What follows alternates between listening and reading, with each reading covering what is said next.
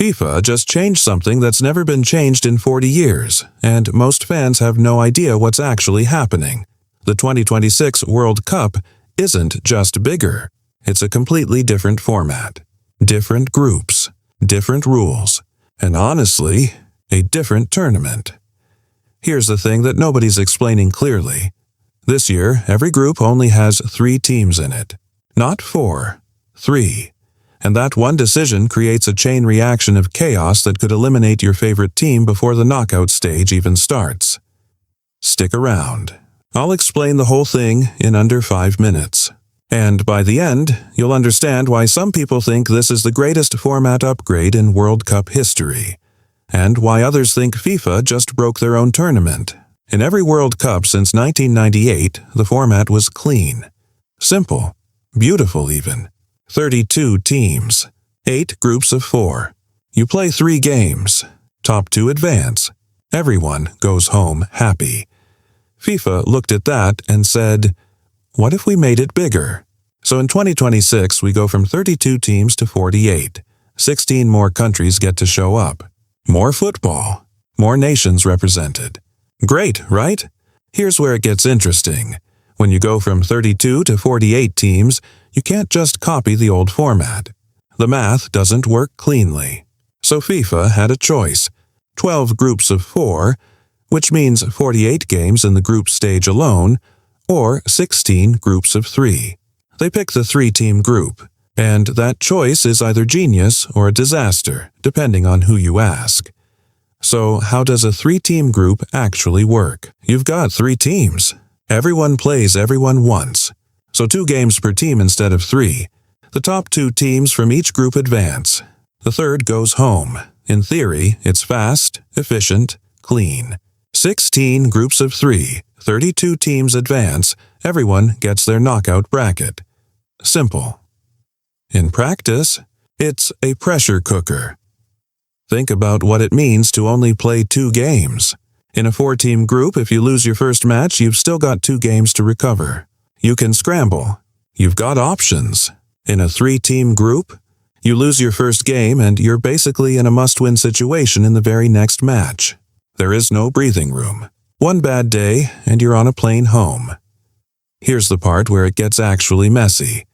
When you have 3 teams in a group, there's a problem that football nerds have been screaming about for months.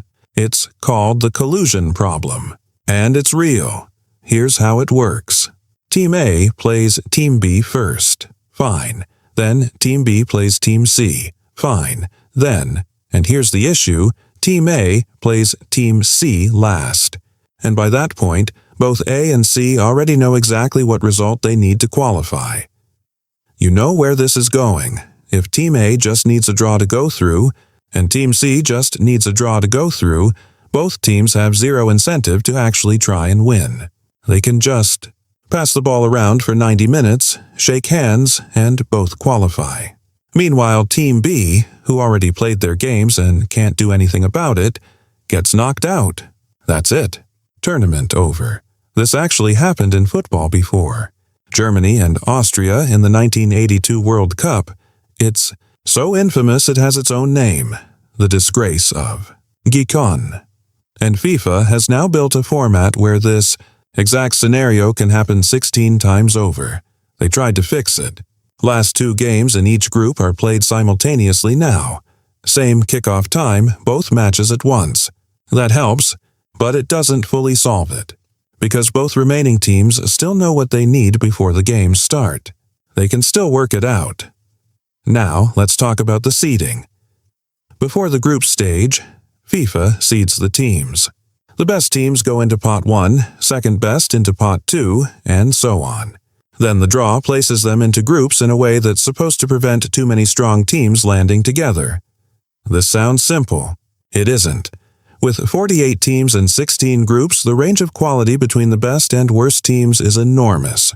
You could have a group with Spain, who are ranked in the top 5 in the world, alongside a team making their first ever World Cup appearance. 2 games. No margin for error. That group is decided before anyone even kicks a ball, and on the other end, you could get a group where all 3 teams are roughly equal. Every point matters. Every goal matters. Every decision the referee makes could flip the entire group. That's genuinely great drama. But it's chaos. What about tiebreakers? This is where your brain might melt a little, so stay with me. If two teams in a group finish level on points, FIFA goes through a tiebreaker list to separate them. Goal difference first, then goals scored, then head-to-head result, then fair play points, which means yellow and red cards. Then, if it's still tied, and I'm not making this up, FIFA draws lots. Draws lots. As in, they literally pull names out of a hat. Your team could play 2 perfect games, earn the same points as their rival, and still get eliminated because someone in a suit reached into a bowl. That's the system. But here's the other side of this. All of this drama, all of this tension and pressure and one bad game chaos, that's actually what makes football incredible to watch. The 2026 group stage is going to be relentless. Every match counts. Every goal carries weight. There are no throwaway games. No dead rubbers where both teams are already qualified and nobody's really trying. In 2026, a group stage game between 2 mid-table teams could be as tense as a final. That is genuinely exciting. More teams get in, yes, and some of those teams aren't going to compete. But some of them will pull off the most stunning upsets you've ever seen. And in a 3-team group, one upset completely rewrites the whole group. The chaos is the point. So here's where we land. FIFA took a 40-year format that everyone understood and replaced it with something faster, riskier, and messier. 3-team groups mean less room to recover, more chance of collusion, weirder tiebreakers, and a group stage that could genuinely make or break a major team in just 2 games. And somehow, it might produce the most dramatic group stage in World Cup history. The whole tournament is a bet. A bet that more football, more nations, and more pressure creates more memorable moments than the clean and familiar format ever did.